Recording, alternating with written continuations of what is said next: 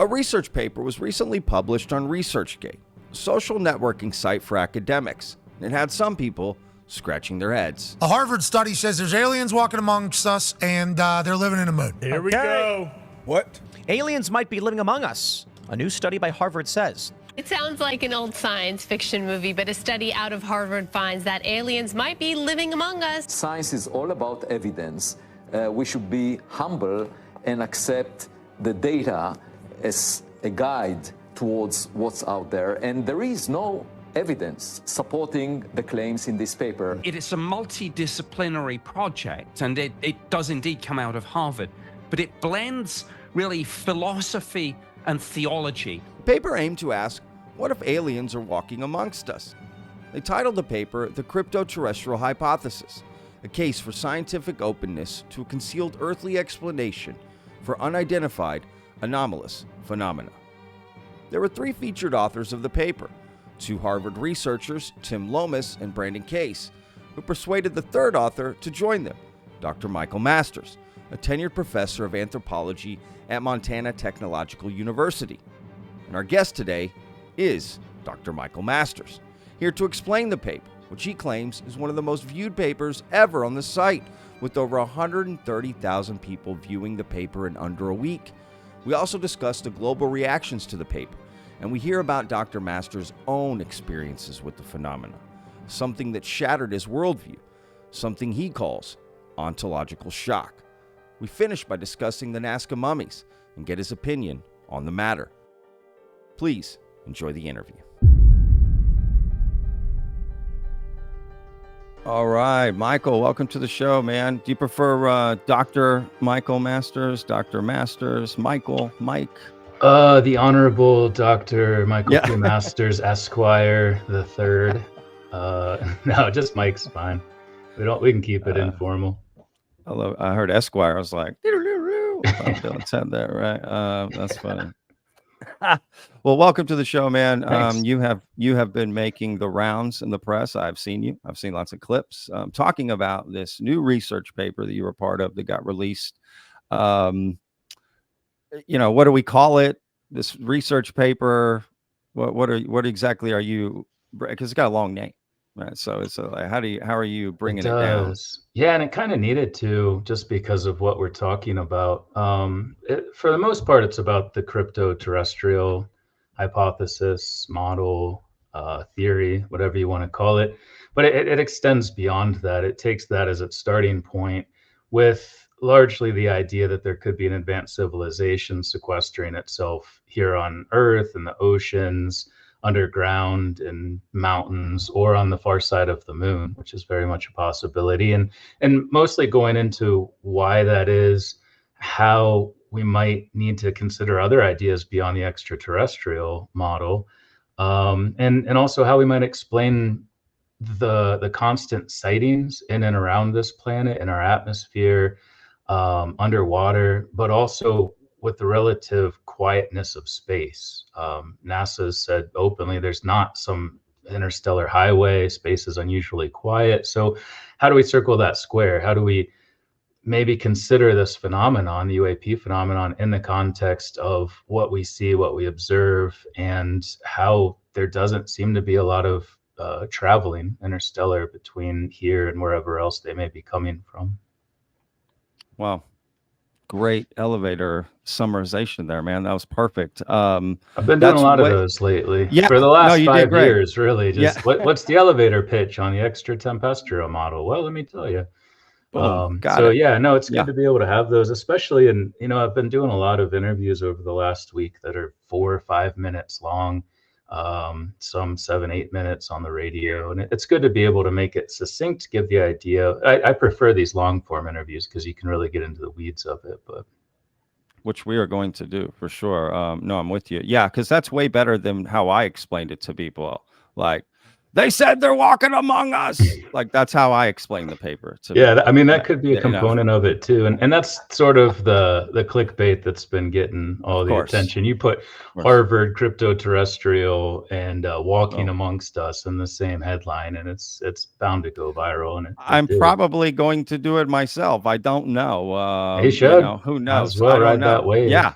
I don't know. I don't. Who knows how this is gonna how that's gonna look? But yeah, that's what's exciting about it, to be honest with you.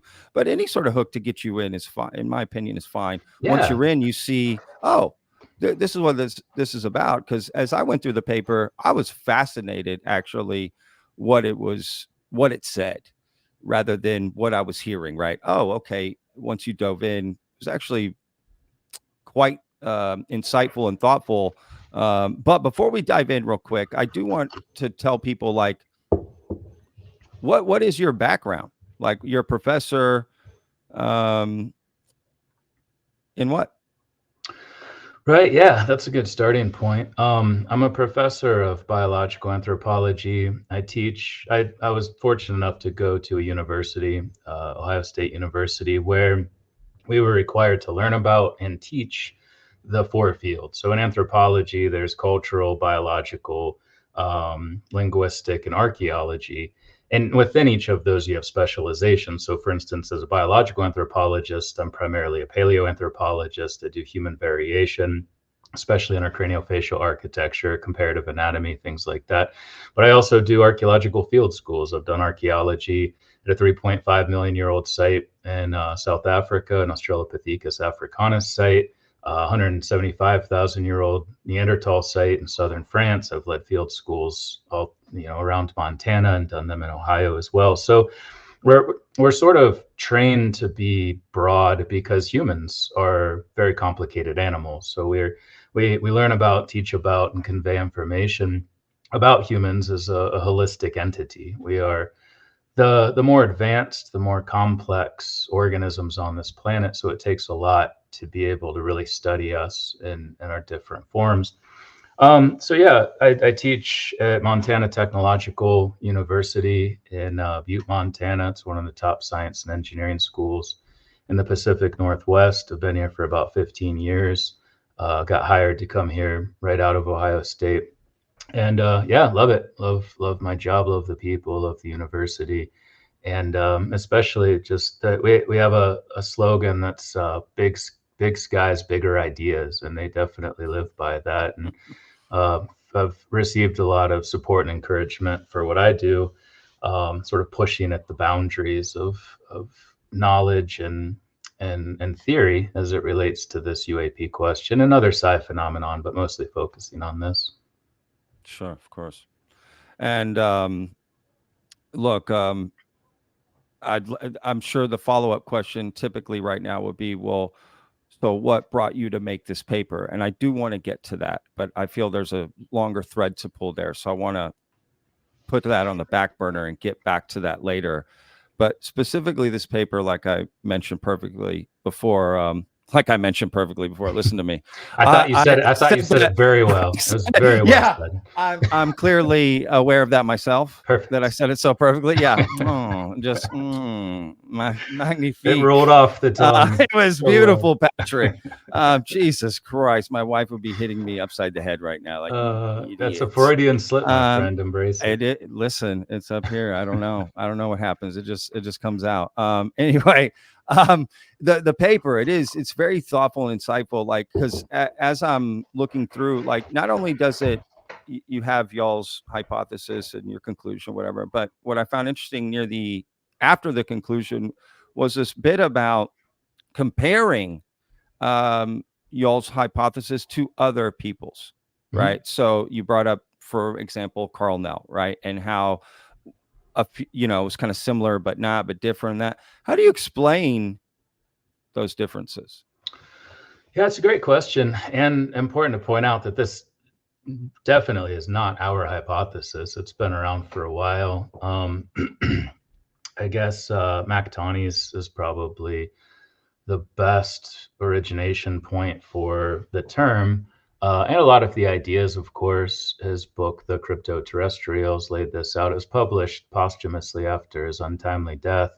John Keel wrote a lot about this. Honestly, what I advocate for, the extratempestrial model, as I was reading McTawney's book last year, I was like, we're saying the same thing. Like, it was eerie how similar our writing style was too. I was reading through this, just circling, underlining everything. Like, these are arguments I've made too. I just added this time component that they might be coming back through time. And that's a part of what we added in this model too, is we came up with 4 somewhat holistic descriptions of what they could be, how they might be an advanced civilization sequestering themselves in Earth's environs. So yeah, it's not our idea. We just sort of try to take it and expand it beyond Keel and Tony's, and try to add um, more of a broad-based framework where we can start to sort of have a grounded conversation about theory that moves beyond are UFOs real? And that's been one of the most important aspects of the media side of this. It's allowed me to have that conversation with so many more people than I probably could have otherwise, partly because of the clickbait headlines and whatnot, as we talked about earlier. But a lot of people probably had your experience where they got into the paper, and it has been read. I think we broke ResearchGate. A lot of your listeners might not be familiar with that platform, but it's the main one we use as academics for tracking our publications, citations. If someone cites us, we get an alert. Usually, there's a score, an aggregate score based on citations, reads with them, ResearchGate and whatnot. And we had close to 100,000 reads on this paper in about 3 days internationally, because you can see who's reading it and from where. We had to pull it off to make some corrections, but it's still back up above 30,000 reads, which is unheard of for this platform. It's likely the only time this has ever happened, to be honest. But it's good because people are reading the paper. They're not just seeing, the story, which as this has gone on, it's been funny to watch the sort of the game of telephone we play as kids, where in some of these later articles, they have the completely wrong author, and they have the wrong institutional names for a lot of things. They'll leave really important parts out. It's been really interesting to watch the de-evolution of this across some mainstream media platforms. But that's to be expected, and it's fine. But one of the best things we've been able to do is have this conversation. Like I did an interview just an hour or so ago out of Toledo. It's syndicated in London and some other places, where they cued us in with the X-Files music, of course, but then sort of did a little homework and talked about some valid cases that sort of set the stage for an informed conversation. And it was a really grounded, informed conversation. I've been doing a lot of these 7 to 8 minute radio shows, and people are taking it seriously. And that is a really welcomed response. I didn't really expect that. I figured I'd get the same amount of hate mail I've been getting over the last 5 years. I haven't had any. I haven't had one hate mail email. I get a lot of written letters too from elders in the world, which is super fun to read those. But the response has been amazing, and it's allowed us to have a grounded, informed, open-minded conversation with people who are interested. People are taking this seriously. It started with Leslie Kane, Ralph Blumenthal, Helene Cooper with the 2017 article. A lot of what the Pentagon has done in validating the cockpit videos. Obviously, with Grush coming out, you have the AA-TIP program, Lou Elizondo. So there's just there's line of events that have sort of brought more attention to this in a way that people can understand this is real. And then what we're trying to do with this paper is say, yeah, we did that. Now let's move on and talk about some of the theoretical components to it. It's published in Philosophy and Cosmology for a reason. This is a theoretical paper bringing together different ideas so that we can start to talk about these in a way that sort of transcends or supersedes or is built on top of these basic questions of are UFOs real? And it's great to see that happening, and I think that's going to continue. Oh, yeah, absolutely. This is my favorite stuff to talk about. Are you kidding me? Same. Look, I'm going to bring up, let's see. Yeah, this part of the paper here specifically, and I might just put a better version of it in the final cut here. But for now, for me and you, basically your conclusion, I mean, it's a long paper, and it is still available online, right? You said that y'all had pulled it down. Yeah. No, we took it down for a couple hours. It's back up on ResearchGate. I can send you a link to it if you want to put that in there. Oh, I definitely will, and I'll be showing different parts of the paper throughout Cool. the And yeah, interview. you're right. It's long. It's almost 40,000 words. It's like a book length It's article. crazy.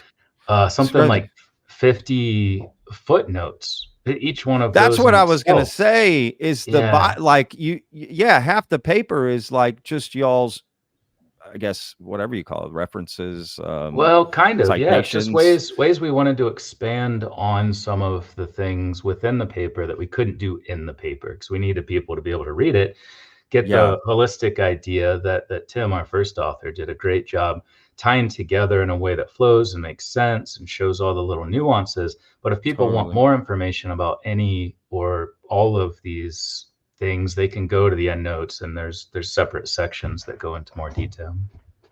Yeah, no, it's the paper is beyond what the headline is, and that's what's great about it. So it really is the most looked at paper on ResearchGate probably ever. I would be willing to place $100 bet with someone that, and Or at least in the top, regardless, like, in this right? Like, period of time, I would say undoubtedly over the course of a paper's lifetime, maybe not. I don't know. I sure. can't say, but in a Well, of course. 4-day period, I don't see how Well, there could be. And I'm not saying that to like brag or anything because we didn't expect any of this. It's very much the opposite. I'm humbled by how seriously people are taking this and how many people are going to read the paper itself. It's really great to see. I'm saying this as yeah, we're very excited about the response the and that people response. are considering this.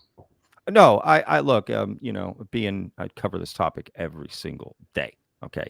I do not miss a day. Like, that's my thing. And when I get a message from people in my universe who have nothing to do with this topic about something, I know it hit another level, right? And Yeah. I was getting messages from people. Hey, dude, did you see this thing about this paper? As I saw on the news. So your story, this thing got out there. It got to people who It got don't out. It look into still this. is. It's Yeah, still it's spreading crazy. its fingers out across the world right now. No, it's awesome. India. Apparently, it went absolutely ape shit in India. Just Really, across they the were like, media. Yeah. oh yeah, well, it's phenomenal. I mean, look, let's the conclusion here that you write. I also found this part to be interesting, because I think some people, if there was any criticism, this sort of helps, fight that a little bit, right? This paper has made the case for taking seriously the crypto-terrestrial hypothesis as a potential explanation for UAP, while noting that it probably ranks lower than other hypotheses, such as the extraterrestrial explanation. And I think that's because right here you say, although such calculations are hard to quantify, I think that's an important Yeah. part of this paper, to be honest with you, because you're just theorizing. These are potentials, right? There's this, there's that. We're speculating here, we're theorizing, and this is why we're theorizing. Yeah. And just real quick, prior to this one, Tim, the first author, had published one about the ultra terrestrial model and the extraterrestrial model. And that's sort of what the process, as it was envisioned by him, is that there would be papers about each of these main theories that we would put in the form of academic publications to reach a different audience that normally doesn't have access to this information or wouldn't see these things. So this one, I'm happy it did get broad attention because it does tie together a lot of these things and discusses these other theories, even though he already did specific papers on some of the other main theories prior to this one. Oh, that's good context. Absolutely. See, and that's what these longer conversations are good for, Mhm. to explain some of this. Look, just to kind of break this down, right? I love how this is just put very simply for people as well, right? Because you can dive in further into this, if you want to. But you basically, I mean, I guess maybe help us here. Can you see that? Can you see the screen here where it's like given number Yeah, one, no, right? You guys break it I down in know the part you're fours, right? talking about. Yeah, yeah. Okay. So the first one is just human crypto terrestrials, right? You say a technologically advanced ancient human civilization that was largely destroyed long ago, example by flood, but continued to exist in remnant form, right? So you're saying this is one of the four Mhm.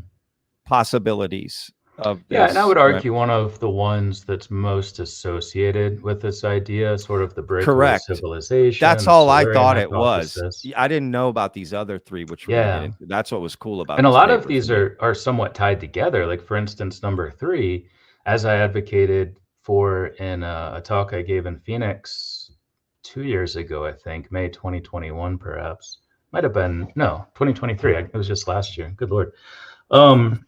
Is that one of the ways you might have an advanced breakaway civilization, because societies evolve from simple to complex? And Anthropology 101 lectures, I guess you'd say, we talk about sort of the evolution of culture and how it's compounding. It always builds on what came before. So you could have a scenario where, as per situation number three, you could have an extraterrestrial civilization come here in the past with advanced technology. Something happens, they dwindle, they go into hiding. Or one way you get around that simple to complex order is if you have a complex society who, maybe a human society from our future, is able to jump over into the past and therefore take that advanced complex civilization and the accoutrements of their culture with them, set up shop. Maybe this could give rise to the Atlantis lore and other advanced beings who then stay here. They look enough like us. Maybe they hybridize across time to look like us. And then you could have that walking amongst us situation too. So a lot of these, even number four, likely plays into that. So we list them as sort of individual possibilities, but there is also a lot of overlap among them.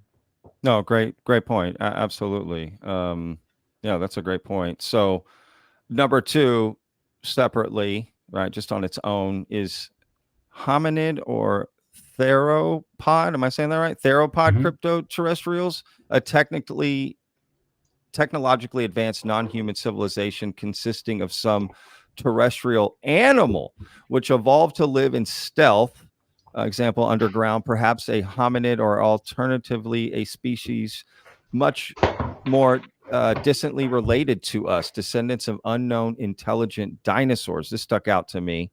It stuck For out to a lot of sure. people, as it Yeah. turns out. Yeah. This is the new folks, Jurassic World movie plot right? coming out Yeah, next. I know. How cool would that be? Yeah. No, that one definitely got some attention as well, and it was easy for people to sort of latch onto. And you know, I've seen a lot of cheeky images of dinosaurs, you know, with VR headsets on and things like that. Oh gosh. Yeah. So this one again might tie into some of the others too. And instead of a breakaway civilization from the human past, we might go back farther. I remember having a conversation with my brother-in-law a few years ago where he was talking about, well, what if dragons, these stories of dragons were real, and it was just an advanced form of dinosaurs that kind of went on. And I was like, you know, it's good to be open-minded and think about these things. So it's trying to include everything we can think of and 100%. everything other people have thought of too, that we can wrap into these succinct four lines that allow us to frame the debate. So yeah, you know, each of these, we gave the whole idea, the 1 out of 10 probability, as you mentioned, that's very subjective. We acknowledge that as well, but some of them we would rank higher or lower than others. So the aggregate score is 10%, but we did want to include everything, but we don't necessarily think that advanced dinosaurs went on to, you know, have a 65 million year technologically advanced evolution, and we don't see them. You know, that one kind of ranks a little lower, just because anytime you get a civilization that is building megalithic structures, public works projects, skyscrapers, they tend to stick out. They tend to be seen in the geologic and archaeological record. Oh, that's a good point. Yeah, no, I agree. It's just something I'd never thought of, right? So that's why it's jarring. It's like, oh, wow, wait a second. But I mean, who knows, right? Reptilian aliens that they talk about, why couldn't those be evolved from dinosaurs? I don't know. I mean, and they had longer to do it. Yeah, they had longer to do it too. They had 65 million years. So they absolutely could have gotten to a point where we seem too primitive that we're not even worth interacting. Like when I talk to my fish in the fish tank, or we look at ants running around and we want to have tea with them and talk about nuclear physics. So that could be that we just haven't reached that point where we're worthy of their consideration. Again, we're just trying to get everything on the table to have a conversation, and that 100%. is it's a possibility. I think it's fascinating to think about, to be honest with you. I find that absolutely fascinating. And not just, I mean, you mentioned here a terrestrial, it could be other animals, right, that have done this. Right. Right. So and primates as well. Yeah, other primates that have, yeah, exactly. Bigfoot. I mean, what if that's from an ancient? I mean, yeah. Look, I'm with you here.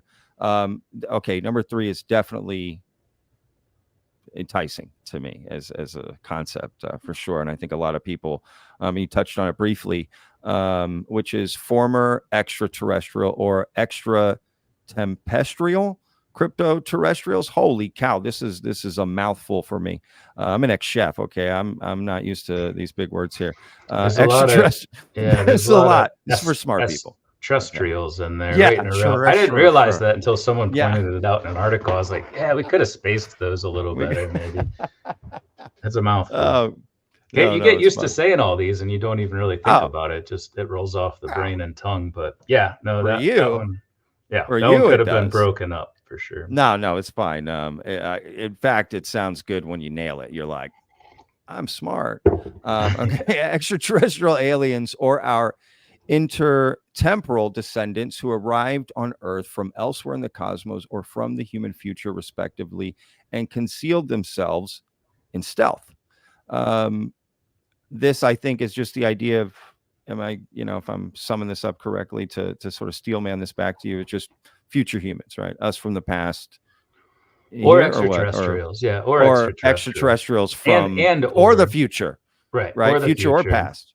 Yeah, and this is a big part of why I was brought in to work on some of these papers and others too. We're actually working with a group of really interesting academics from the UK and here in the US and Brazil, and a very well-known journalist too for a well-respected international publication on other papers that go beyond this question and the theory and get into more of the perception aspects of UFOs, how we understand them in various demographic groups and different circles. So but we're doing a lot of other things. This one's captured the attention of the public in the meantime, which again is great. But my research over the last 15 years since I started writing my first book in 2012 is about the extratempestrial model. That what if they're us from the future coming back through time? As a biological anthropologist, I look a lot at evolutionary trends in our anatomy across human evolution going about 6 to 8 million years ago. And then it also, as I mentioned previously, ties into how they could jump over and take that technology and become cryptoterrestrial and live amongst us and things like that. But I've always said from the beginning that this time travel intertemporal model does not explain all of the variation in the phenomenon. And there's likely a lot going on.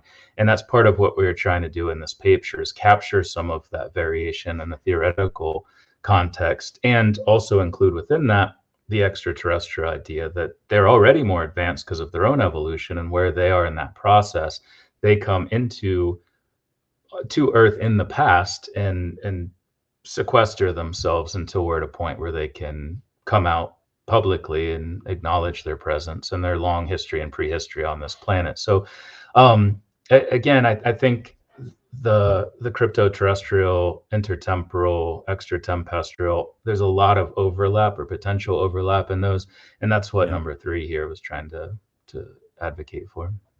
No, it's to me, it's my, I don't know, the theory I like the most about the phenomena. It could be, when people, what do you think it is? I love that idea. I've always thought that. I think a lot of people have had that thought of, oh, well, we evolved, got bigger heads and used our bodies less, and so that's why we looked at, whatever, that whole concept. Yeah, you're right. A lot of people have.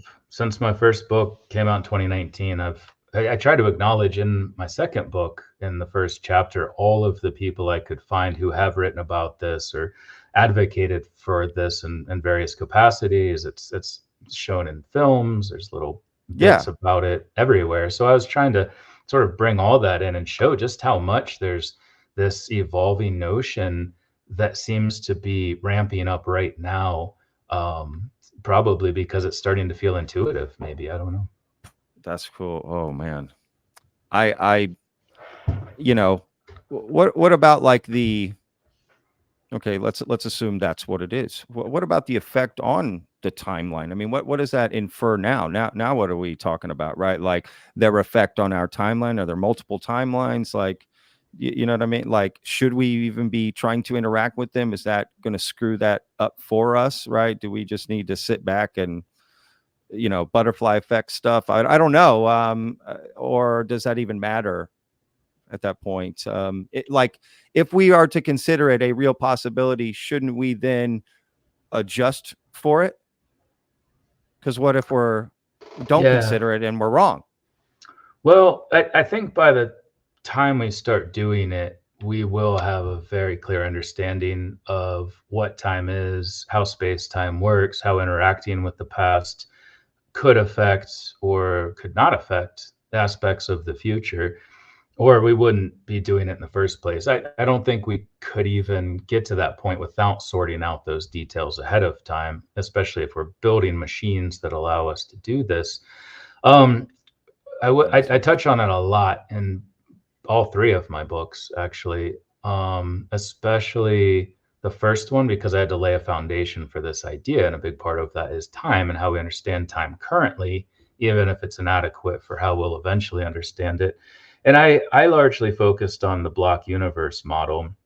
And rather than getting into that, because it's one of few things I just am really sick of talking about because I've had to so much from the beginning, I'll give the cliff notes and then give a great resource if people want to learn more about it. But it's the basic idea that all things in the universe, all moments, are already there. They exist as one massive four-dimensional block. So as you move around within that block, you're not changing anything. You're just creating these linkages and these interactions. But when you come home, it's not like that butterfly effect. Everybody doesn't have porcupine heads or something like that. Everything's the same because everything you did in the past is what you were always going to do in it. And therefore, you just went and fulfilled how that moment was structured, essentially. And I recommend people read a very easily understood paper by Dr. Christy Miller, University of Sydney in Australia. Very succinct, explains all of this very well and why we don't have to worry about changing the future in the block universe.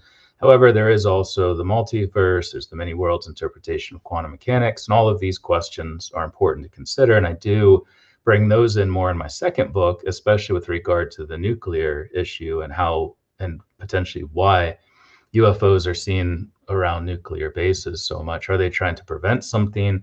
Are they trying to make sure they can prevent something? Are they trying to warn us about something subtly that we can then go on to protect ourselves from? They already know the outcome if it is the block universe. So it's important to consider that versus the multiverse, where there could be branching timelines. There's one in which we did nuke ourselves. There's one in which we didn't. That was basically the premise for my comedic satirical fiction, science fiction book, the third one.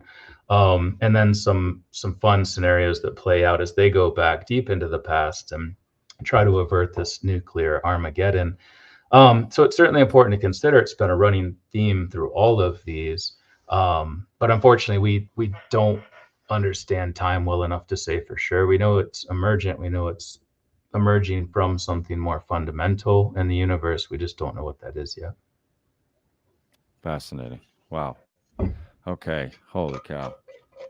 Yeah, this stuff blows my mind, to be honest with you. It really does. You do a great job of explaining it too, man. Yeah. I gotta. That's my job. I'm a professor. You're great at it. If we don't do that well, we actually know there's a lot of professors that are crap at their job now that I think about it. But we're supposed to be able to take complex material, whittle it down, and provide. You're like a chef of words. That's what I do. That's what I used to do as a chef, right? You think you got all these ideas about ingredients. You can kind of. What's cool about I used to work as I never got to the level of chef. I was a sous chef at this really cool place in Aspen, Colorado. Wow. I was on the race crew at Snowmass in the day, and then I worked as a sous chef at night.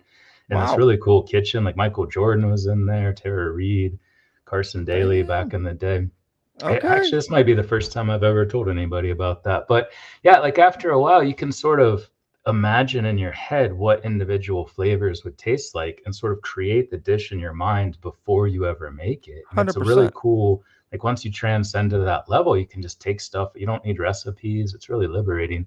But yeah, it's a lot like that with these ideas. You're combining different ideas to make one holistic argument, and obviously need to be able to convey that with all of its various ingredients to make something that doesn't make you want to puke when you eat it.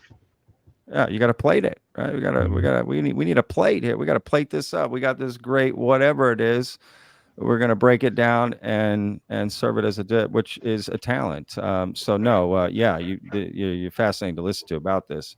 Which brings me to the fourth one. Can't wait to hear what you say about this. The fourth sort of crypto-terrestrial hypothesis, which you title magical.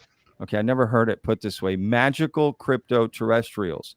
Entities which are less like homegrown aliens and more like earthbound angels relating to the world inhabited by humans in ways that, at least from our present perspective, are less technological than magical, who are known in European languages by names like fairies, elves, nymphs, etc. This is fascinating.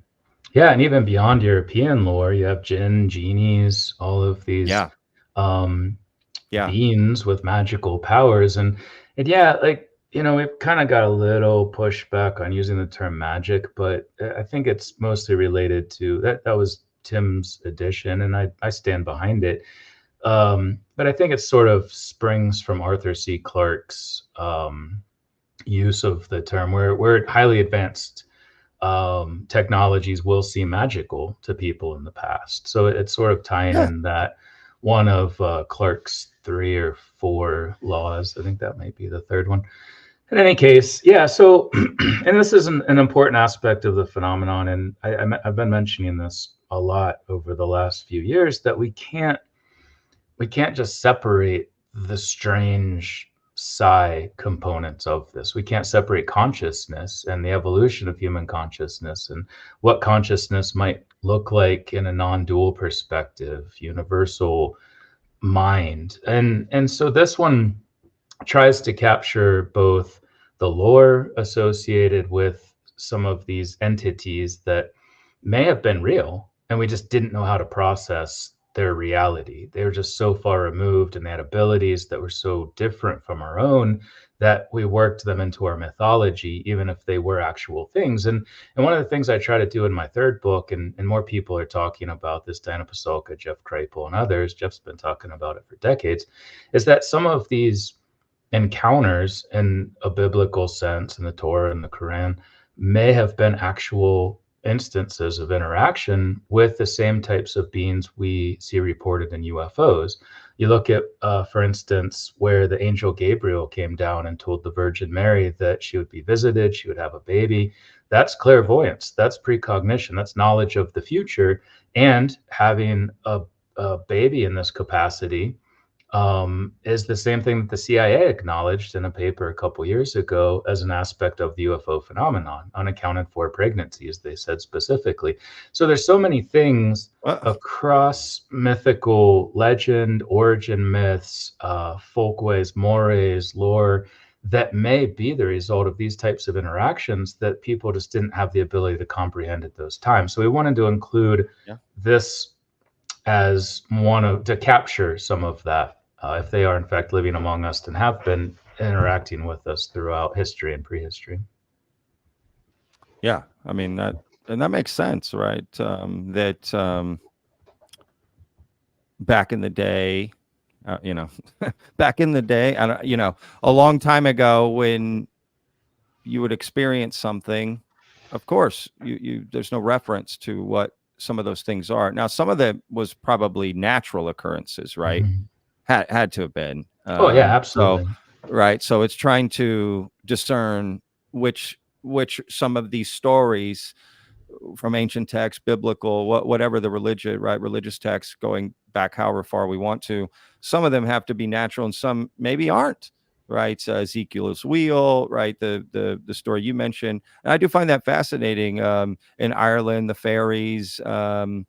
So all of that is fascinating. Like, could we have interpreted whatever the phenomena, we just explained it one way, now we're in a different time period, so we explain it X way. What leading to that, what do you think about this idea that the phenomena will sort of show you things that you can understand? Have you ever heard that before, like that idea, like that's Yeah. why it changes? I don't Well, know, right. I think or show am I us. saying that right? I don't, maybe Yeah, I'm not yeah, saying yeah. that No, right. I mean we have to be able to wrap our heads around it to some capacity, but I think it shows us things that are at the edge of our understanding to try to push us forward in an attempt to understand it. And not that that's Got the it. only way Okay. humans progress.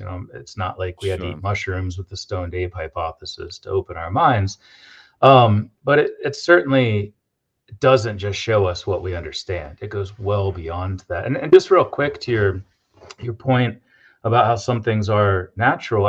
In my second book, the Extratempestrial model, I talked about some how they found I think it was the Terror, the Erebus and the Terror, the worst maritime disaster in history, where they were trying from England to chart a path through the Northwest Territory, through Canada, Hudson Bay, and the ships got frozen in ice. And the way they found them was actually through these stories about bloated white seals and walruses who were the dead bloated men.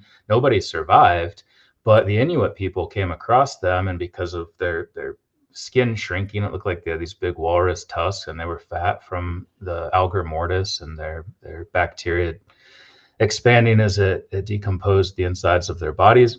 And all of these stories they could trace to one specific area where the ship had been encased in ice, but then moved and came to rest and sunk in this one area. There's another one with these rocks that are up on the beach in a place where there's no other massive boulders.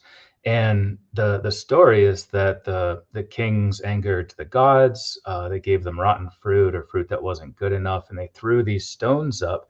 And they could trace that oral legend back to a specific time that correlated perfectly with radiocarbon dates and historic record that showed there was a massive earthquake and tsunami at that time that pushed these boulders up. So these stories do have value. We attribute these legends to things that we can't understand in the context of geology and ships from other places and white people from strange lands. So this isn't potentially another example of that. Most likely is, as are a lot of religious stories and texts that are written about them. Yeah, fascinating. Wow. I just had a thought as you were talking there, like, okay, again, like I was mentioning before, right? We go back thousands of years, and humans are, you know, whether it be the sun or the moon, right? They're looking up at this thing, and they just don't know what it is, right? They just, what is this thing? What, and they have no possible way to find out, right? They don't even have the means to investigate it, but they can see it. It comes every day. It's constant. It's there. What is a current day sun or moon to us as humans? That we see it. But it's there's no question, right? And I would argue maybe the UFO phenomena isn't even that, because that's not something everyone can just walk outside and check, right? Like, what is Yeah. that sun or moon thing for us as humans right now? Or maybe I'm wrong. Maybe it is the UFO. Is that even a good question? I don't even know if that makes sense, what I'm asking you. Well, I want to make sure I understand what you're asking before I answer. Are you talking about like how we understand these celestial bodies now in the context of Correct. physics and astronomy? And Correct. We know yeah, I what the mean, sun is now, right? It's a star, it's energy, right? We figured it right. out, but at a Yeah, time we didn't. So hydrogen and what's that thing in front of us that we're looking at and we're just like, what is like, holy shit? Like, yeah, is it? And no. so we start to say it's this and it's that and it's a god, and let's worship it and let's build statue, right? Like yeah. Yeah, no, I think that's an important point, especially because we still have flat earthers. We still have people that think the moon is cheese or the earth is hollow and all this stuff. And a lot of that comes because of a disconnect between science and belief and religion and things like that. And yeah, I heard a lot in response from people after this paper came out, because we mentioned the moon, and we didn't go into this because it's a bit woo, but there are like Ingo Swann's book Penetration, and the one he wrote about a lot in it, I forget the guy's name, but the title is There's Someone Else on the Moon, I think. And then all of the contactees who claim to be taken to a moon base. There's a very good case that Terry Lovelace, in his book, The Incident at Devil's Den, Jerry Wills, even Travis Walton seemingly was on some sort of base that likely was, or potentially was, on the moon. So you have all of those. We obviously didn't bring these into this paper for clear reasons, but they should be considered as well, and especially if you have enough people saying similar things. So I think to touch on what you said, we can understand these things in the context of physics and astronomy and basic science. We've been to the moon. We can take samples. We see it similar to other celestial bodies, and we can understand how a big enough asteroid as the Earth's forming or shortly thereafter pushed some of it off. It got stuck in Earth's gravitational field and solidified and became our moon. There's moons everywhere, so it's not anything unique to this planet. I don't think the moon itself is hollow or is the base. There very well could be a base on the far side of the moon, because up until basically the last 20 or 30 years, we went there in '69, of course, but we couldn't explore all of it. That took a lot of effort to get there. Now we may even have satellites that exist way beyond the moon that can easily monitor that side. So up until now, and it may be the same thing if future humans went back in time and set up a complex civilization. Maybe this Atlantis lore came from that, where they would have had thousands of years until about 50 or 60,000 years when we started making boats and exploring areas that are harder to get to, where they could live in complete peace and harmony with nature before we fucked it up, and before that we were able to find them because we couldn't get to these remote areas. And then once we did get to that point, they destroyed it. Again, I don't necessarily believe in Atlantis or anything, but once you start considering these things as real possibilities, it unlocks some potential for explaining some of these things in a real capacity. And that's the whole point of the paper, is to start a discussion about some of these with our knowledge of the UFO phenomenon, with our knowledge of what has been written about in antiquity with these craft, but also the fact that we can't explore every part of the ocean. We can't, or haven't until recently, been able to explore the far side of the moon. So there are these places where they could be living with us and potentially even walking amongst us. Yeah, which is fascinating. Now, I think a lot of people would ask, like I brought up at the beginning, perfectly, might I add,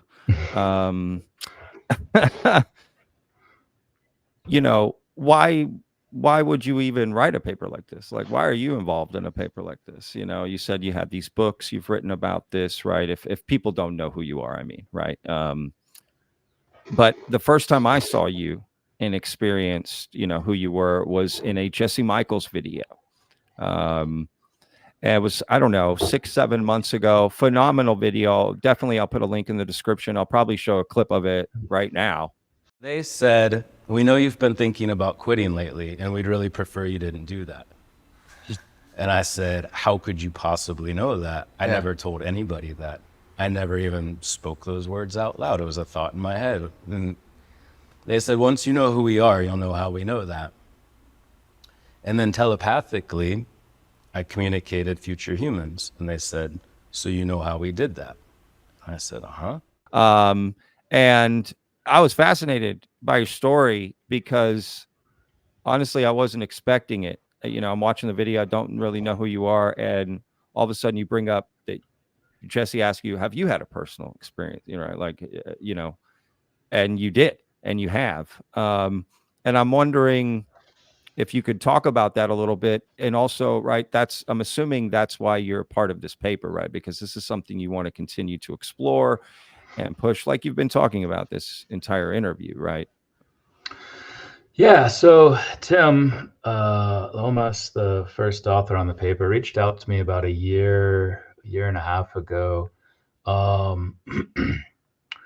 trying to get me to join him in writing these academic articles. And I was completely over the journal process, journal writing process, the journal industry. I played the game, I did it, I contributed to a number of things that are really esoteric, well beyond the scope of this conversation, that were important, and just became kind of jaded with the way the system's set up. And we don't need to get into that right now.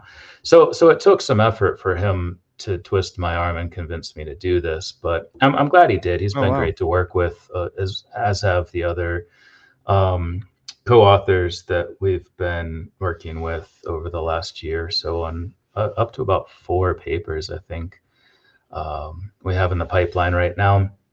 So yeah, I fought for a little while and then succumbed to his wiseness, and his arguments made sense. So yeah, we've been doing this, but a lot of it does stem from the fact that I have been researching and writing about this topic really my whole life. A lot of why I went into biological anthropology was because of an experience I had when I was 8 or 9 years old. And I read about this at the beginning of my first 2 books, where I envisioned in this what I consider sort of a precognitive moment, or potentially a download, as they're considered. This early hominin face popped in my head, a modern human, and then this archetypal gray alien, which was inspired by the cover of Whitley Strieber's book that my biological father had bought because he had a UFO experience. The book came out. I walked into the living room, had this like bright white light in my eyes, and then this image. And I remember it very clearly, as if it was yesterday. So that started me down this path. And I didn't really pay attention to a lot of the high strangeness that occurred between then and leading up to 2022, when things started to get weird to the point where I couldn't ignore it any longer. And I talk about a couple of those briefly in Jesse's doco, and he did a great job, even beyond that aspect of it, tying together a lot of the arguments for this extraterrestrial model, some of the main talking points, the main lines of evidence. But yeah, he had actually brought me down to LA in December of 2022, about 2 months after this event that you're referencing happened. And I was still just a mess from it. My sense of ego had been highly diminished. My sense of reality had been thrown completely overboard. And so I was trying to sort of get a grasp on what is reality? How do I fit within it? How is physical reality constructed? Is it real? Is there something that's more fundamental, some sort of non-dual consciousness that it emerges from? And all these questions. And I was still just tired and burnt out, which is how all of this started in the first place, because I wanted to quit back in early October 2022. So after the shoot, I just sort of the floodgates opened, and he's sitting on the couch, his cameraman's there, everything's turned off, and something that was said just triggered this like flush of this experience. And he's just sitting there like, whoa, and his cameraman's like, holy shit, dude, what? And so I leave, come back, start to be able to get grounded, get some context for how I can circle the square of these types of interactions with my day-to-day life. Filters, I guess, were put in place. And then he invited me back down, I think almost exactly a year from when this happened, in October of the previous year, to fill in some parts. He got a better camera crew, better sound equipment, wanted to build on what we started the previous December. And I had a feeling he would want to talk about this. I didn't know if I was ready. I talked about it with some friends and some colleagues in this space who have become friends, just to sort of have some way to connect with other people, because my brain was kind of fucked for a while, and I was trying to get some sense of self back and just some context with which to process all of this. So I really struggled with that. I didn't know if I could talk about it. And then I started to think, well, one of the things they said in this interaction, when I asked, they asked me if I had questions for them. And one of the first ones I asked was, can I talk about this? They said, we want you to talk about this. So I got the sense that obviously at some point when I was able to, I should. I also dedicated my second book to the brave women and men who openly talk about their abduction experiences and things like this. So I'd be a hypocrite if I didn't do the same. So I went down there knowing he was probably going to ask. As he picked me up at my hotel to go to the shoot location, he's asking about other things that might have been happening, and there have been many. And he was like, just so you know, I didn't bring you down here to talk about this. I think we were both I was wondering, but I didn't necessarily assume that, but he wanted to clear the air right away. Like, I didn't bring you here to talk about this. If you want to, that'd be great. And I was like, I think I'm ready. I think I can do it. And I trust him. I trust his ability to frame everything in a way that is palatable for me and other people, and I feel comfortable with. So I was like, yeah, let's do it. If it comes up, if it feels natural, let's have this conversation. Maybe it'll help other people. And it seemingly has, because as soon as that aired the following month in November, I had so many people reach out to me, thanking me because they had similar experiences, telepathic interactions like this. And it helped lend some legitimacy, which is a big part of what we need to do, is just be able to talk openly about things, and especially concerning the weirder parts of the phenomenon. And I think, one of the great things about this paper is it sort of allowed people to realize, okay, UFOs are real. This sounds weird, but the phenomenon is really weird. So yeah, how can we start to think about this and talk about it? And that was a big part of what Jesse and I's conversation, and he's really great at what he does, conveying everything very succinctly and in a way that is a great middle, a melding of entertainment and information. He pulls a lot of things together. And so yeah, it was good. And obviously, people fear what they don't understand. A lot of people can't wrap their heads around this type of interaction. And so there was a lot of lashing out at me, which is blaming the victim. I didn't ask for any of this. This is just something that happened to me, and I felt I should talk about, and I did. So yeah, it was unfortunate that happened early on. It got better. Talked about it publicly at the Inquiry into Anomalous Phenomenon conference for the first time in front of people, with people in a room in New York in mid-December. And then the next day went on with George Knapp on Coast to Coast AM for a 4-hour period, and made sure to tell people before talking about this experience, like, look, I didn't ask for this. I don't understand it. I'm still trying to figure it out. I'm not telling you what to believe. I'm just telling you what happened. You can take that and form your own ideas based on your own experience. So yeah, that sort of took what was already kind of a strange foray into a strange world and made it even weirder. I mean, having a scientific mindset, right? And does it sort of screw with you a little bit? Like, has there been any discussions with other colleagues? I'm sure you've had to, right? I mean, it's like chefs talking behind, from other kitchens. Like, that's how I imagine it. So I would imagine you're talking to other professors. Like, what kind of conversations are you having about this, right? Like, how does your mind, even you must have some issue dealing with it, like you said, trying to, no, for sure. And I did. I feel like it's much, much better now.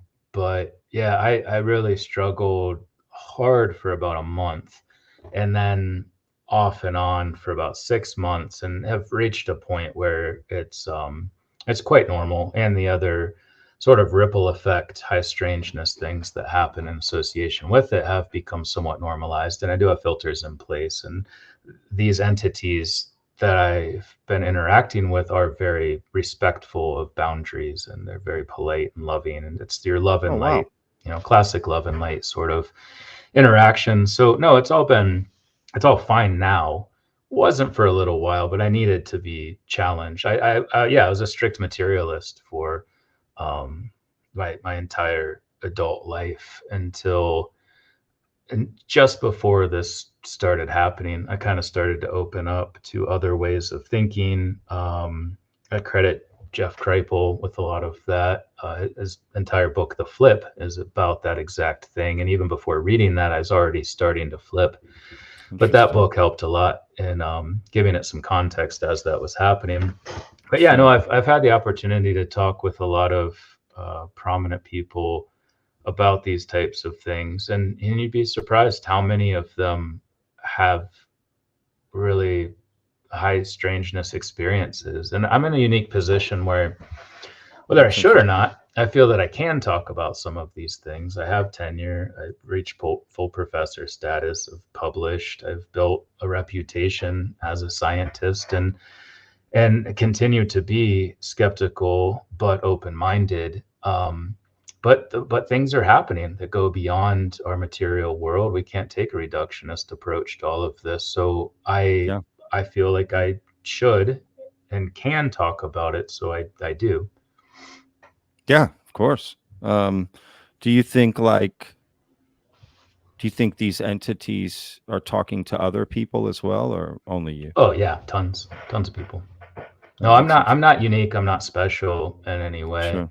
I get the sense that everyone could, in fact, we all have the requisite. Well, I mean, equipment. specifically those entities that are, if they are like, they're not the entire species, right? They're just specific. Like, are they talking to not the entire species, but yeah, no, and this is where it gets into sort of how I've come to conceptualize who or what they might be, where I don't necessarily want to impose my subjective view on others. I'd like to just, at this point, tell the story, let people know. And you can actually download through Kelly Chase's podcast, UFO Rabbit Hole.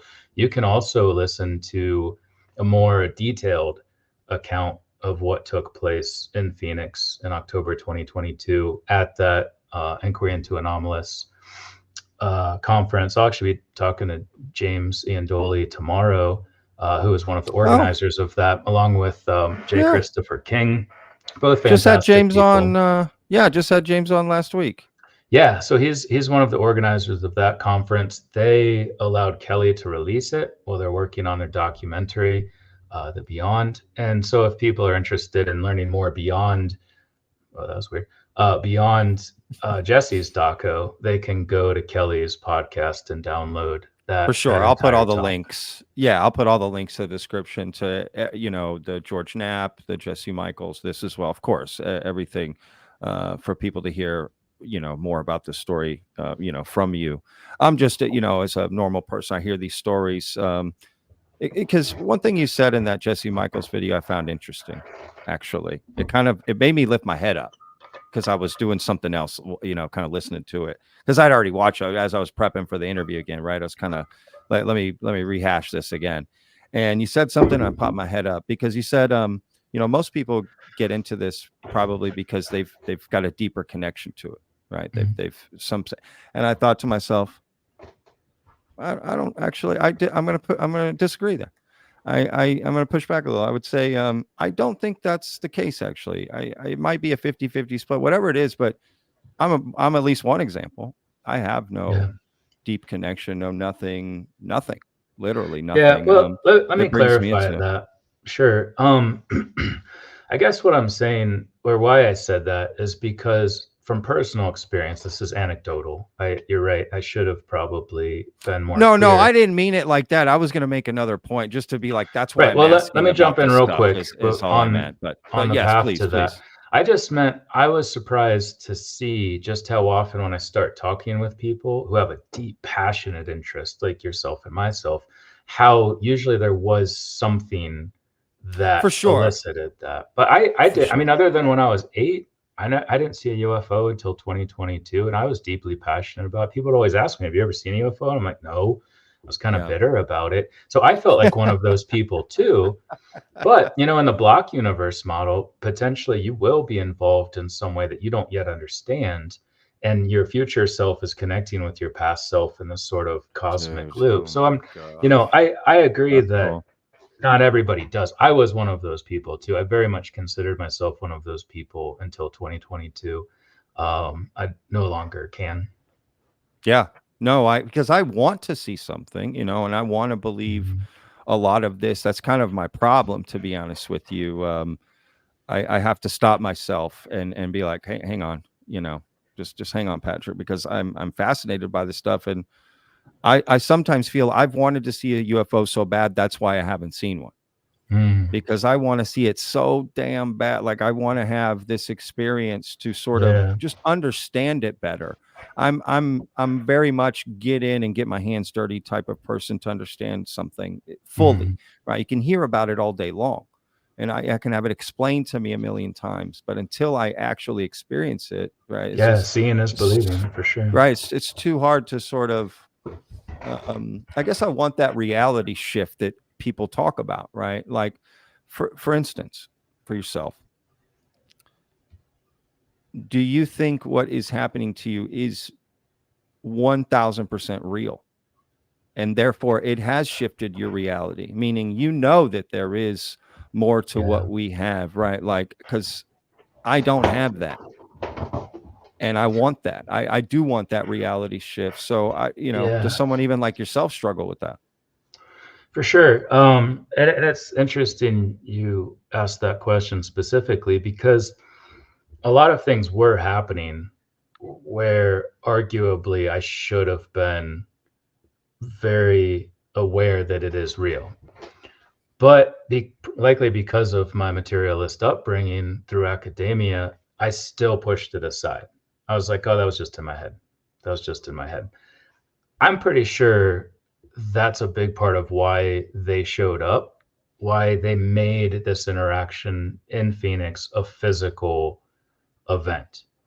It was like, hey, no, no, no, no. You don't get the luxury of pretending like this isn't happening anymore. We're sending people to communicate through them to you and to do this thing to your brain in a way that you will not be able to any longer doubt the reality of what's happening. And once that took place, I was able to look back over this long series of events and realize that each of those was in fact a real occurrence, a real interaction. In fact, they referenced one of them in this conversation that took place in Phoenix, something that I just wrote off as Wow. being in my head that took place about 8 months earlier.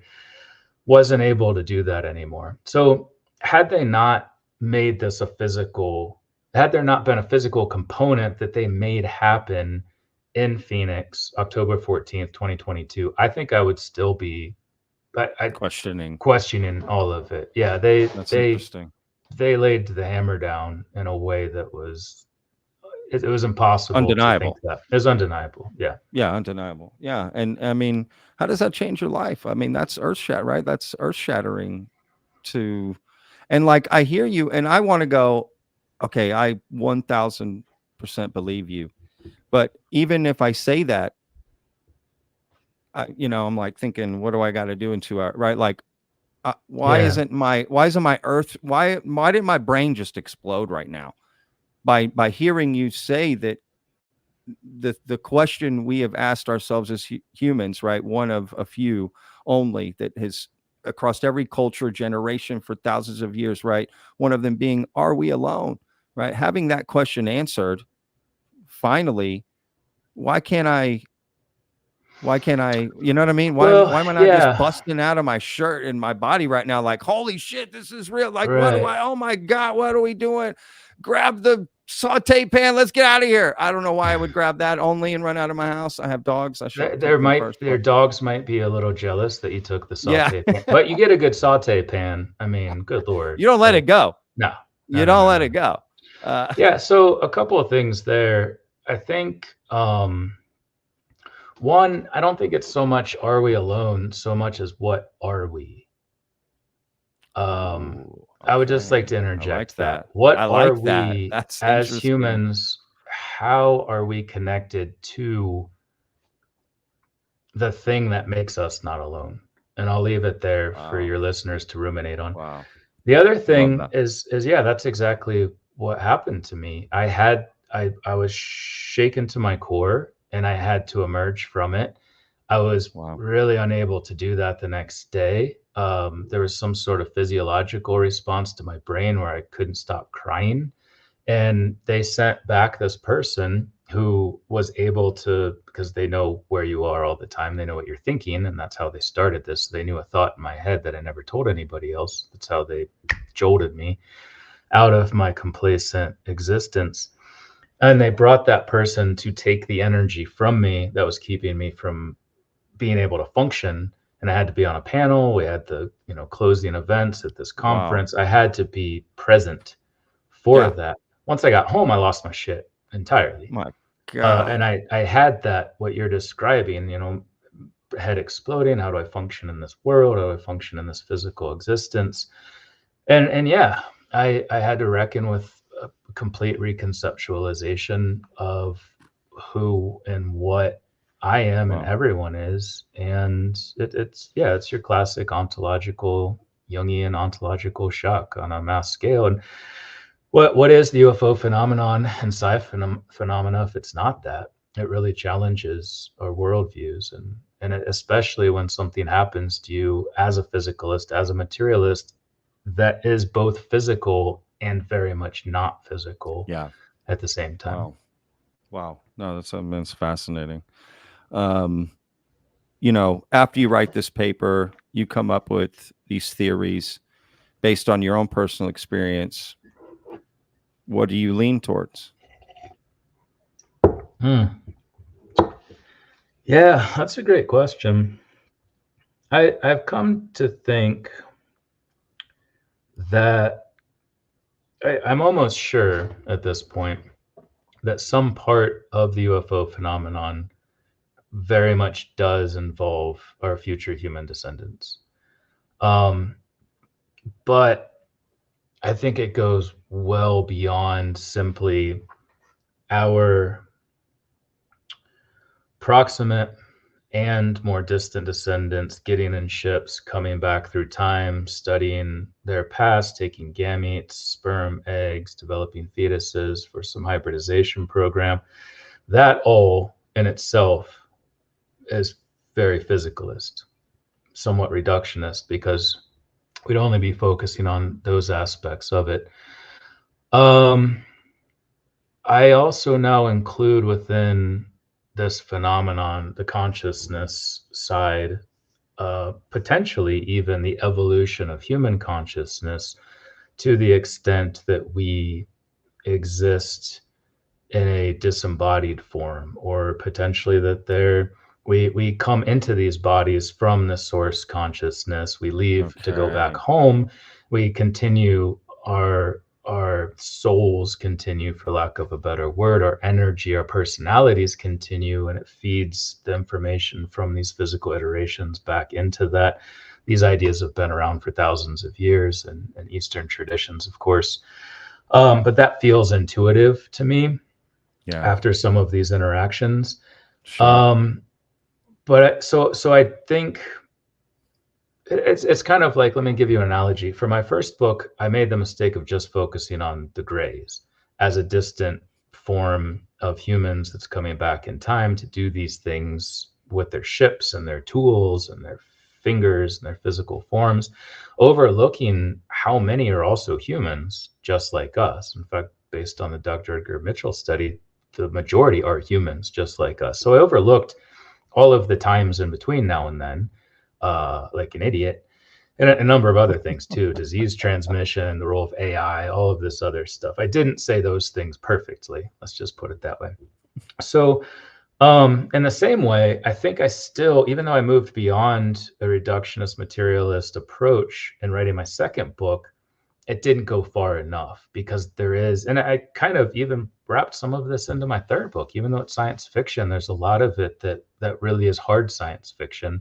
But it allowed me the ability, because of a plot twist that I can't get into because it's a pretty big plot twist that'll give away a lot of the story. But toward the middle, there's a big plot twist, and some things happen that are historical things that allow me the opportunity to bring in some of these aspects of energy and consciousness and that which may exist beyond us, whether in our own deep future or maybe just in some way related to what we are as physical beings here and now, but within the realm of a broader consciousness, energy, light, and a lot of those things that people have been talking about in religious context for millennia. Wow. Well, that's. I mean, this is absolutely fascinating. I got to tell you. Okay. Is there anything about this that you want to, before I move on to the last little bit here, that you wanted to address or that I didn't touch on, or I don't know? Well, usually when people ask me that, I tend to put out what we just talked about, honestly, sort of the role of consciousness and all of this, because it's been discussed, obviously. John Keel, Jacques Vallée, countless others. But I feel like currently it's somewhat overlooked and diminished, and we've been focusing too much on the cockpit videos and the material aspects of UFOs, and that's why number 4 in that Cryptoterrestrial paper is meant to kind of jar or lose some notions of magical thinking, and clearly the non-tangible parts of reality should be considered too, and may even be at the heart of all of this. Well, that's a good point. I would just, speaking for probably a lot of people on Earth who aren't really into this, I think at first you're just like, well, I want to see a UFO. That's how I'll be convinced. Show me a UFO, show me an alien body. That's how I'll be convinced. Consciousness, that's like maybe down the road, but that's interesting, right? Imagine trying to convince the populace through this right? Like, oh, well, just experience this entity. He'll talk to you for a minute telepathically. Then he'll show you something physical. Then you'll be convinced. Is that how that's going to happen with all Earth? It already is. So I saw yesterday a really cool thing happen yesterday. I totally forgot about until right now, but I don't know who it was on Twitter. I don't think I follow them, but they posted a video from a morning show in the UK with a woman talking about star seeds and souls, and it was like, is this too soon? And it's so funny because in our minds, like you just said, there's a process. We start with the UFOs, we start with the cockpits, and then we can start getting into, oh wait, these are being piloted. There's beings inside. Are we allowed to talk about them yet? But you and I just jumped way over that shit to like the the real like consciousness side, energy and stuff like that. But they introduced the segment by talking about our paper, our Cryptoterrestrial paper, and went into have a grounded, respectful conversation with this woman talking about these types of things you and I were just ruminating on, about souls and being in these bodies, having a higher purpose, and where do we come from? What is this energetic realm that exists all around us but beyond us? And so I my heart kind of melted a little bit. Like, they used this paper as a key to unlock the door that allowed them to go into a room we weren't able to access before. And it was really cool to see that. And they took it seriously. They really did. They sat there and listened. And obviously it's, it's a bit much still, We haven't quite gotten all the way into that room or the other side of the room, but just seeing that happen was amazing. You know, to That's awesome. have this televised show that doesn't talk about this stuff moving that far into that realm is fantastic. So yeah, I think there is a process, but it's cool to see us sort of pushing at the circumscribing boundaries of what we are and are not allowed to talk to currently. Yeah, absolutely. And honestly, that the more that's talked about, the more that becomes one of the options for people to consider to Yeah, and even move just on to getting it full in front of belief. people. Yeah, even just Correct, getting right? that in Like, front of people.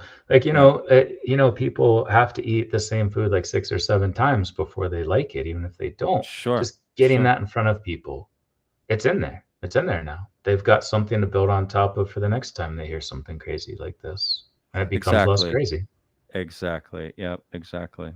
Oh, that's really interesting. When you talk about like our consciousness, souls, moving around, leaving our body is temporary, this sort of thing. I've had this theory. It's whatever. I'm nuts. It doesn't mean anything, but curious what your is on it.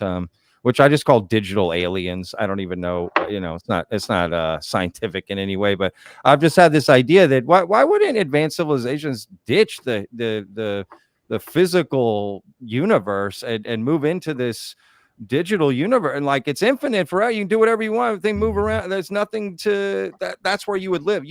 That's why we don't see aliens flying around, because they've moved on. Once you hit a certain point, you move on into another realm. We can't Yeah. see. Of course we can't see it. It's a And whole nother, possibly, I don't yeah, know. possibly the realm we come from, even. Like it could be the flip side of that, where That's that's what it interesting always too. is, and then we come Yeah. here. And yeah, it conjures up notions of the simulation hypothesis. Yeah. Absolutely. Yeah. And maybe it is some form of simulation that's not really the way we think about it with computer games, but that's the closest thing we have to try to understand it now, in the same way we were talking about Ezekiel's experience, and that was the best they could do at that time.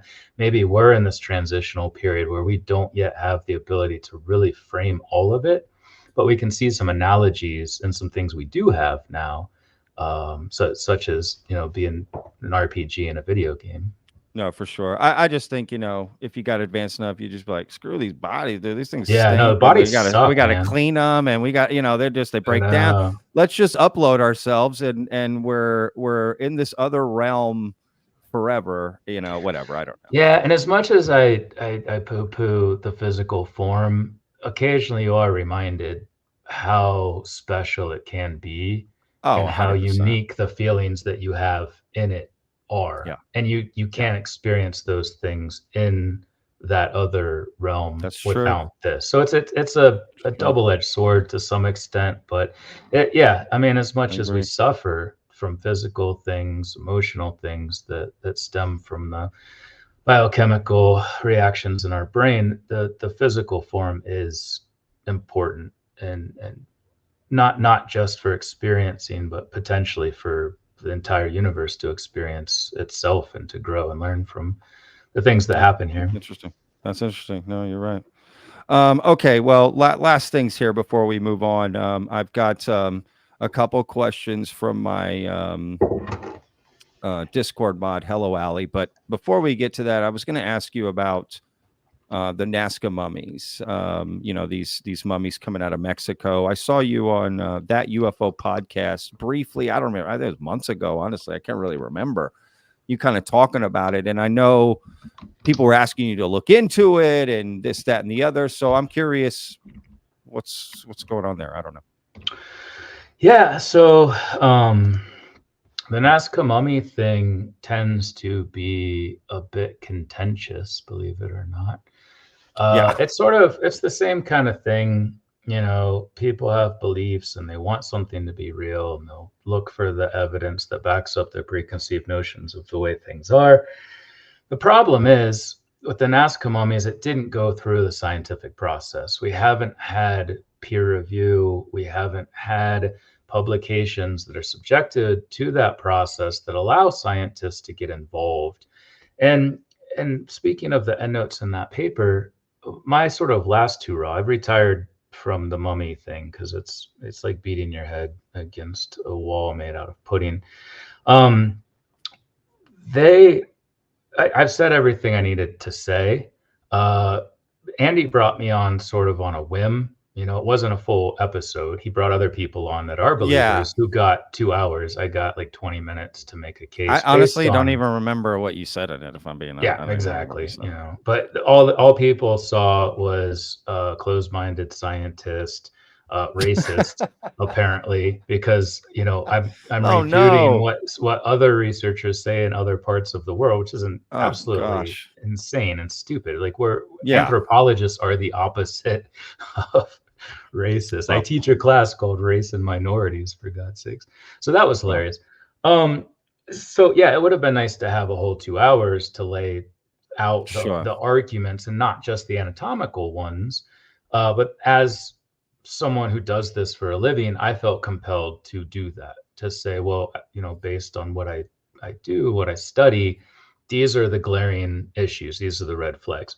So footnote, I think 22, somewhere between 21 and 23 in that paper we just published was sort of my last foray into this.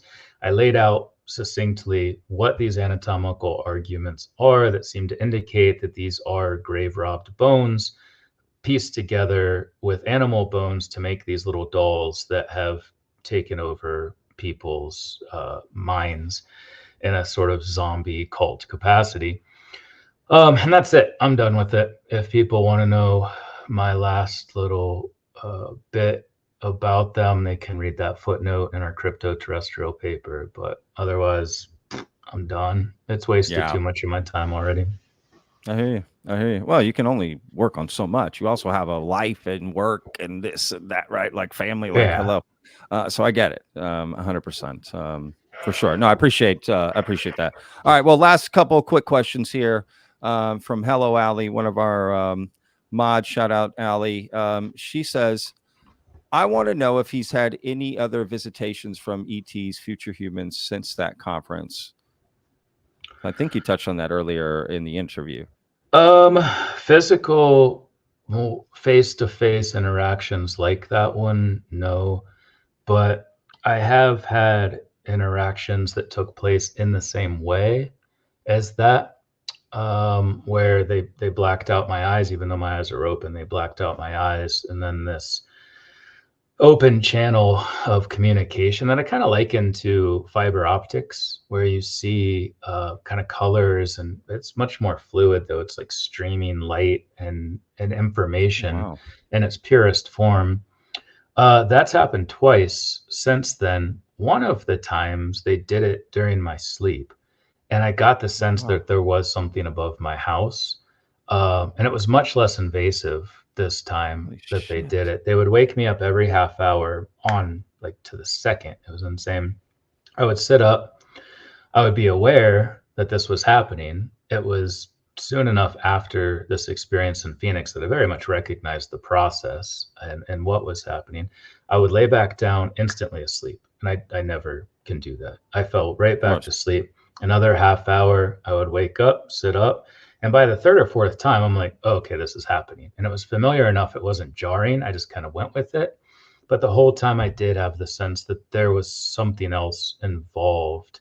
And they told me when they brought these people to do this in Phoenix that they needed to be close for this to work. That's why the dude, complete stranger, 6 inches from my face, telling me something I'd only thought in my mind to kind of wake me up and jar me into paying attention. But because it was so similar to that, and because I could sense something above my house, I do think there was a physical component there, but I never saw it, so I don't feel comfortable saying, yes, there was something. Something there. Other than that, there have been a number of little things akin to that, but nothing. They haven't needed to since Phoenix. That was the wake-up call. That was the, hey, pay attention, you damn physicalist. Like, this is real. You physicalist? That's quite an insult, right? You physicalist. I love it. I'm gonna throw that out at somebody on Call of Duty one day. Yeah, that'll teach them. That'll teach them. You physicalist. You don't even know. Have you ever thought about recording any of these experiences? And on the Jesse Michaels video, was one of your experiences recorded, What do you like on mean by video? recording? Like, would you ever set up a video camera and record yourself through the night so that you could get that happening to you? Does that make sense? Like you waking Oh, up, you sitting, that's the only one that happened at night. All of the other fully awake conscious interactions. and you've never like pulled out a camera, like let's record this. I don't know. Is that even possible? Or No, I don't think it would really make any difference. Like you might be able to see a change in my physical or behavior. just for yourself, forget showing to the public, just so you can see like, oh, Well, I remember I it don't know. all. It's Yeah.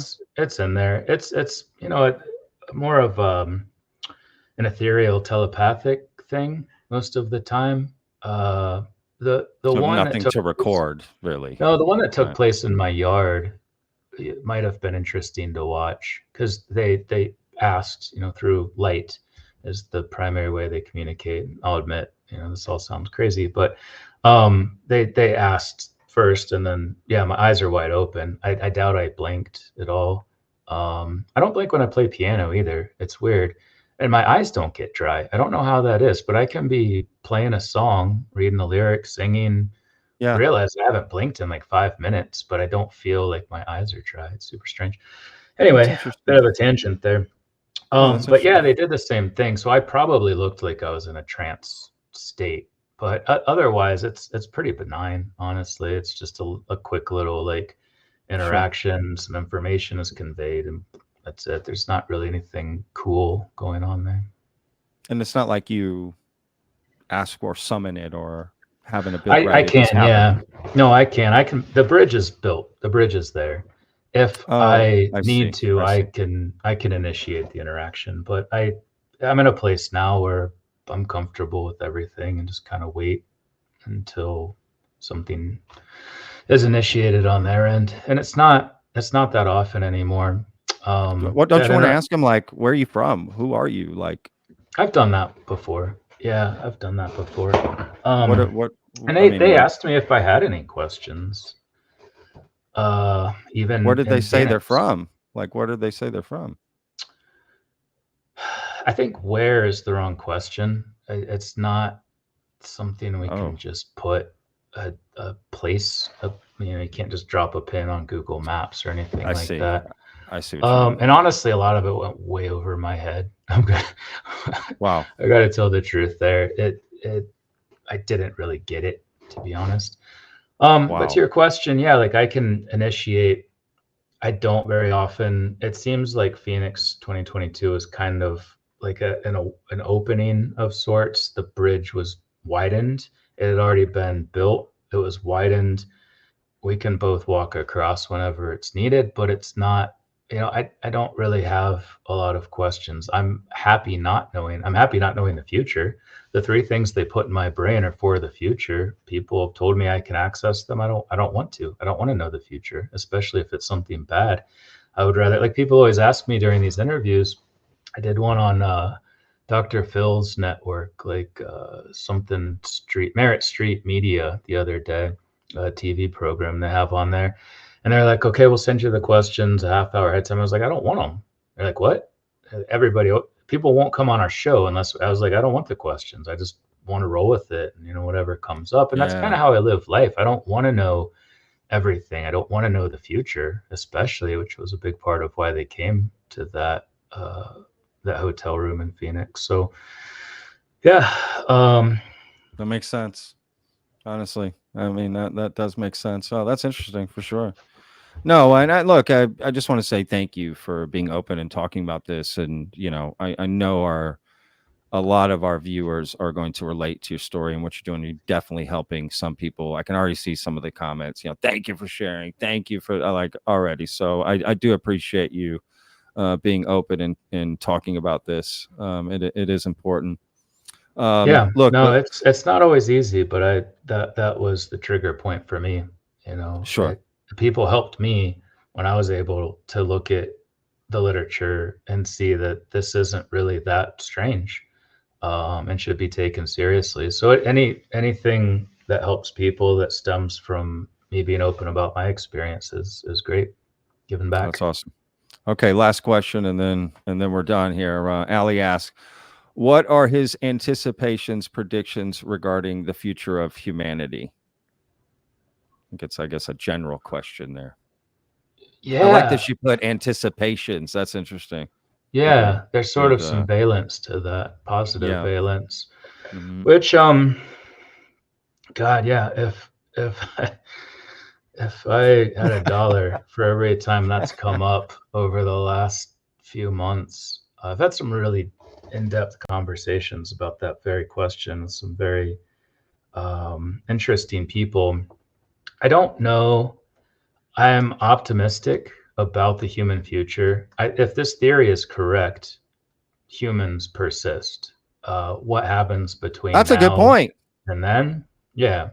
That's Doesn't a great mean all point. of us do. It doesn't mean all of us do. There could still be nuclear war. There still could be cataclysms. There could be a lot that happens. And I got into this in case study 13 of my second book. Arguably, my entire third book is about this very thing. And I can't help but think a lot of that storyline came from things that I have learned and or think about related to the question your listener asked. What was their name again? I'm sorry. Ali. What Ali asked. Yeah, it's a fantastic question. It's the one that consumes most of my thought train most of the time, and is a very important question. Yeah, no, I agree. Wow, this has been amazing. I got to admit, there were a few moments during this where I forgot I was the one talking to you because I was just listening to you. Like I was just, oh shit, Pat, you're here. You're talking to him.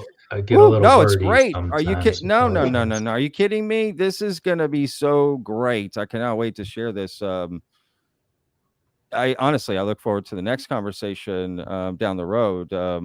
Yeah, this was phenomenal. I learned a lot.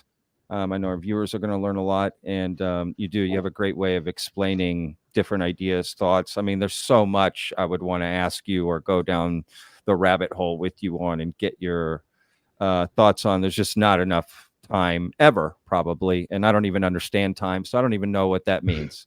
Yeah, same. But thank you. This was great, and I appreciate absolutely. you coming on the show and talking about this. Is there anything we left off that you wanted to tell? Definitely let people know how they can follow you or stay in contact with you or support you. Well, yeah, no, it's great talking to you too, Patrick. And yeah, it's one of a few things that I don't tire of talking about in this format. Yeah, I have a website, michaelpmasters.com. There's a contact form on there. Also links to my 3 books and various other things. There's a cool account by someone I talk about in my second book. Ellis Martin is his name, and more detail about his account is on there. But yeah, no, this has been a lot of fun for me too, and it's great to have these conversations. And the more we talk about this stuff, the farther downfield we get. So onward. Great way. That's how we'll end it. No, thank you so much, Dr. Masters, Squire, Esquire. I forgot the whole thing. The reason I did that is because I had to change my address once with the U.S. Postal Service, and they had all these drop-down boxes for all of these different titles. Oh, I know what you mean. Yeah. And I picked every single one. Like that's actually how the U.S. Postal Service addressed me for about 5 years before I moved. Is I just picked every drop-down I could find. Oh my God! But I still call myself those names. So. Oh, that's great. Okay. That's hilarious. I love that. That's great. Oh my God.